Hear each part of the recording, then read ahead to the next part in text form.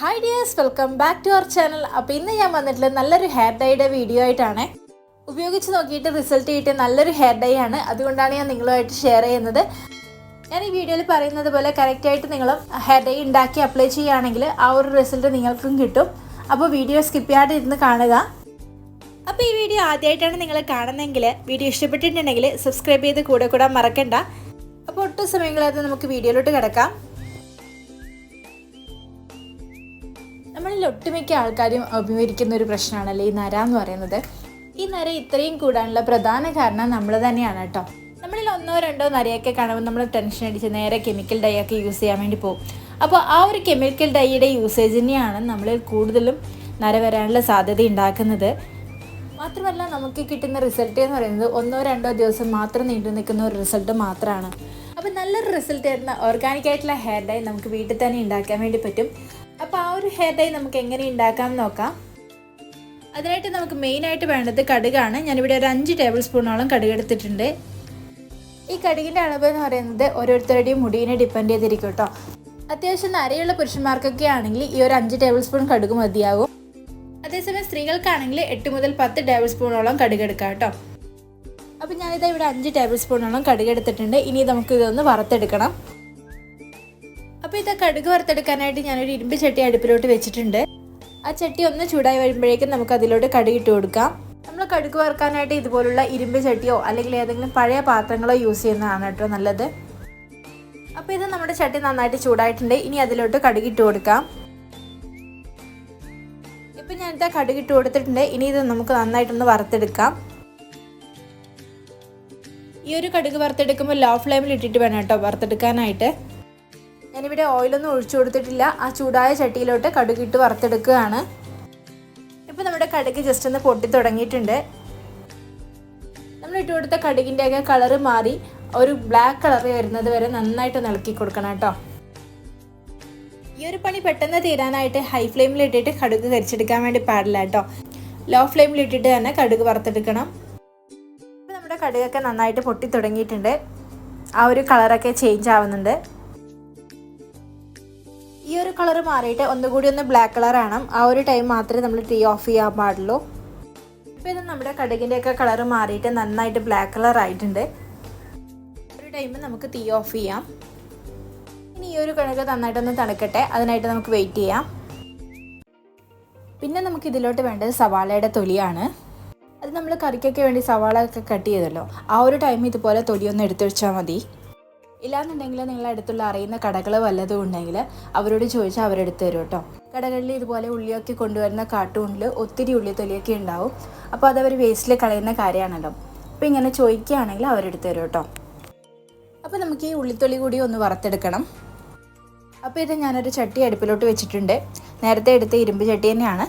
ഇത് ഞാൻ കഴുകിയിട്ടൊന്നുമില്ല കേട്ടോ. നമ്മൾ കടുക് വറുത്തെടുത്ത് അതേ പാനിലിട്ടിട്ട് ഒന്ന് വറുത്തെടുത്താൽ മതി. ഇപ്പം ഞാൻ എന്താ ഉള്ളിത്തൊലിയാക്കി ഇട്ട് കൊടുത്തിട്ടുണ്ട്. ഉള്ളിത്തൊലി ആയതുകൊണ്ട് തന്നെ വറുക്കാൻ ഇച്ചിരി ബുദ്ധിമുട്ടാണ് കേട്ടോ. ഇതിനൊട്ടും വെയിറ്റ് ഇല്ലാത്തത് കൊണ്ട് തന്നെ നമ്മൾ ഇളക്കിയെടുക്കുന്ന ടൈമിൽ അത് പുറത്തു പോകാനുള്ള ചാൻസ് കൂടുതലാണ്.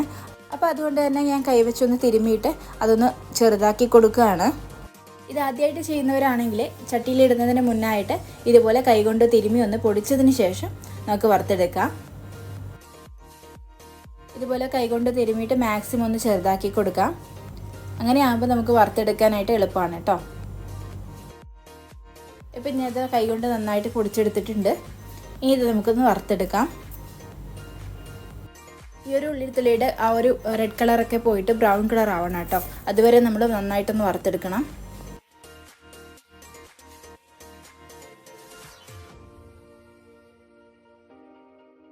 ഇപ്പോൾ ഇത് നമ്മുടെ ഉള്ളിത്തൊലിയുടെയൊക്കെ കളറൊക്കെ ചേഞ്ചായി വരുന്നുണ്ട്. ഇനി ഇത് നന്നായിട്ടൊന്ന് വറുത്തെടുക്കാം. വറുത്തെടുക്കുന്ന ടൈമിൽ ഇതുപോലെ തവി വെച്ചിട്ടൊന്ന് ഉടച്ചു കൊടുക്കുകയാണെങ്കിൽ നമുക്ക് പെട്ടെന്ന് വറുത്തെടുക്കാനായിട്ട് പറ്റും കേട്ടോ. ഈ ഒരു സവാള തൊലിയൊക്കെ വെച്ച് ചെയ്യുന്ന ഡൈ എന്ന് പറയുന്നത് നല്ലൊരു എഫക്റ്റീവായിട്ടുള്ള ഡൈ ആണ് കേട്ടോ. നമ്മുടെ ഒറ്റൊരു യൂസിൽ തന്നെ ആ ഒരു റിസൾട്ട് കാണാനായിട്ട് പറ്റും. മാത്രമല്ല, നമ്മുടെ തലയോട്ടിലുണ്ടാകുന്ന ചൊറിച്ചിലും താരനൊക്കെ മാറാനായിട്ട് ഇത് ഹെൽപ്പ് ചെയ്യും കേട്ടോ. ഈ ഒരു ഡൈയിൽ നമ്മൾ കെമിക്കൽ ഒട്ടും യൂസ് ചെയ്യാത്തത് കൊണ്ട് തന്നെ ഡൈ അലർജി ഉള്ളവർക്കൊക്കെ ധൈര്യമായിട്ട് നമുക്ക് യൂസ് ചെയ്യാം. പലർക്കും നമ്മൾ കെമിക്കൽ ഡൈ ഒക്കെ യൂസ് ചെയ്യുന്ന ടൈമിൽ തലയൊക്കെ ചൊറിഞ്ഞ് തടിച്ച് പൊങ്ങാറുണ്ടല്ലേ. അപ്പോൾ അങ്ങനെയുള്ളവർക്കൊക്കെ ധൈര്യമായിട്ട് യൂസ് ചെയ്യാൻ പറ്റുന്ന നല്ലൊരു ഡൈ ആണ് കേട്ടോ ഇത്. അപ്പോൾ ഇത് നമ്മുടെ ഉള്ളിത്തൊലിയൊക്കെ നന്നായിട്ട് വറുത്ത് ബ്ലാക്ക് കളറായിട്ട് വന്നിട്ടുണ്ട്. ഈ ഒരു ടൈമിൽ നമുക്ക് തീ ഓഫ് ചെയ്യാം. ഇപ്പം ഞാനത് തീ ഓഫ് ചെയ്തിട്ടുണ്ട്. ഇനി ഈ ഒരു സവാള തൊലി നമുക്ക് തണുക്കാനായിട്ട് വെക്കാം. ഇപ്പം നമ്മുടെ സവാള തൊലിയൊക്കെ നന്നായിട്ട് തണുത്ത് വന്നിട്ടുണ്ട്. ഇനി നമുക്കിതൊന്ന് പൊടിച്ചെടുക്കാം. ഇത് നന്നായിട്ട് തരികളൊന്നും ഒട്ടും ഇല്ലാത്ത രീതിയിൽ വേണം പൊടിച്ചെടുക്കാനായിട്ട്. അതിനായിട്ട് ഞാനിത് ഒരു മിക്സിയുടെ ജാർ എടുത്തിട്ടുണ്ട്. ഇനി ഈ ജാറിലോട്ട് നമുക്ക് സവാള തൊലി ഇട്ട് കൊടുക്കാം.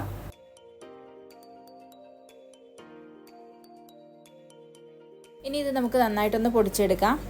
ഈ ഒരു ഡൈ ഉണ്ടാക്കുന്ന ടൈമിൽ കുറച്ചധികം ക്വാണ്ടിറ്റി ഉണ്ടാക്കി കഴിഞ്ഞാൽ നമ്മൾ പൊടിച്ചെടുക്കുന്ന ടൈമിൽ നമുക്ക് എളുപ്പമായിരിക്കും കേട്ടോ. ഇപ്പം ഞാനിത് പൊടിച്ചെടുക്കാനുള്ള എളുപ്പത്തിന് വേണ്ടിയിട്ട് സവാളത്തൊലി ജസ്റ്റ് ഒന്ന് ഗ്രൈൻഡ് ചെയ്തതിന് ശേഷം അതിലോട്ട് വറുത്തെടുത്ത കടുക് കൂടി ഇട്ട് കൊടുക്കുകയാണ്. ഇനി ഈ കടുകും സവാളയും കൂടി നന്നായിട്ടൊന്ന് പൊടിച്ചെടുക്കാം. പൊടിച്ചെടുക്കുമ്പോൾ പ്രത്യേകിച്ച് ശ്രദ്ധിക്കേണ്ടത് എന്താണെന്ന് വെച്ചാൽ തരികൾ ഒട്ടും പാടില്ല കേട്ടോ. നന്നായിട്ട് ഫൈനായിട്ട് പൊടിച്ചെടുക്കണം. ഇപ്പം ഞാനിത് നന്നായിട്ട് പൊടിച്ചെടുത്ത് കൊണ്ടുവന്നിട്ടുണ്ട്. ഇനി നമുക്കിതൊന്ന് അരച്ചെടുക്കാം.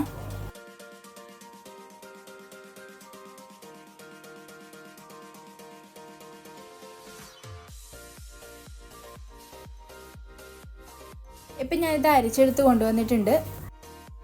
നമ്മളിങ്ങനെ ഡൈ ഉണ്ടാക്കുന്ന ടൈമിൽ ഇതുപോലെ വറുത്ത് പൊടിച്ചതിന് ശേഷം നല്ലൊരു എയർ ടൈറ്റ് കണ്ടെയ്നറിലാക്കി സൂക്ഷിക്കുകയാണെങ്കിൽ കുറേ നാൾ കേടുകൂടാതിരിക്കും കേട്ടോ.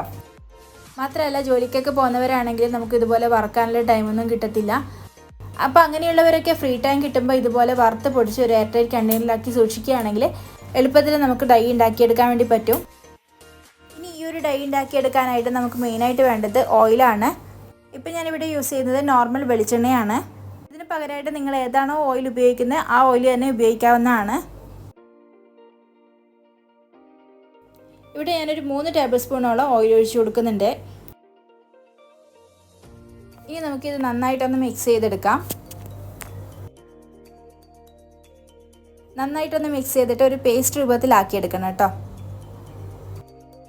ഇപ്പം നമ്മുടെ ഡൈ ഇവിടെ റെഡി ആയിട്ടുണ്ട്. ഈ ഒരു ഡൈ നമ്മൾ തലയിൽ തേച്ച് പിടിപ്പിച്ചതിന് ശേഷം 1 മണിക്കൂർ കഴിഞ്ഞ് മാത്രമേ മുടി വാഷ് ചെയ്യാൻ പാടുള്ളൂ. എന്നാൽ മാത്രമേ അതിൻ്റെ കറക്റ്റ് റിസൾട്ട് നമുക്ക് കിട്ടുള്ളൂ കേട്ടോ. ഇൻ കേസ് നിങ്ങൾ തലനീരിറക്കൊക്കെ ഉള്ളവരാണെങ്കിൽ ഇതുപോലെ ഡൈ തേച്ച് വെച്ചതിന് ശേഷം മിനിമം 1/2 മണിക്കൂർ കഴിഞ്ഞതിന് ശേഷം മുടി വാഷ് ചെയ്യാവുന്നതാണ്. അതുപോലെ തന്നെ ഈ ഒരു ഡൈ യൂസ് ചെയ്യുന്നതിന് മുന്നായിട്ട് നമ്മൾ തലേ ദിവസം ഷാമ്പു വാഷൊക്കെ ചെയ്ത് നമ്മുടെ മുടിയിലെ അഴുക്കൊക്കെ കളഞ്ഞതിന് ശേഷം പിന്നീട് നമ്മൾ ഡൈ യൂസ് ചെയ്യുകയാണെങ്കിൽ നമ്മുടെ മുടിക്ക് നല്ലൊരു കറുപ്പ് തന്നെ കിട്ടും. ഈ ഒരു ഡൈ നമ്മൾ ആഴ്ചയിൽ 2 ദിവസമൊക്കെ ആയിട്ട് തേക്കുകയാണെങ്കിൽ നമ്മുടെ മുടി നല്ല കട്ട കറുപ്പ് തന്നെ ആവും.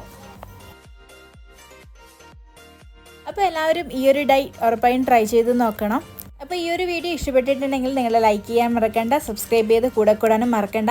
പിന്നെ അതുപോലെ തന്നെ ഈ ഒരു വീഡിയോ യൂസ്ഫുൾ ആണെന്ന് തോന്നിയിട്ടുണ്ടെങ്കിൽ നിങ്ങളുടെ ഫാമിലീസിനും ഫ്രണ്ട്സിനും അതൊക്കെ ഷെയർ ചെയ്ത് കൊടുക്കുകയും വേണം. അപ്പോൾ ഇനിയും ഇതുപോലുള്ള നല്ല നല്ല വീഡിയോസുമായിട്ട് ഞാൻ നിങ്ങളുടെ മുന്നിൽ എത്തുന്നതായിരിക്കും. Till then take care, by.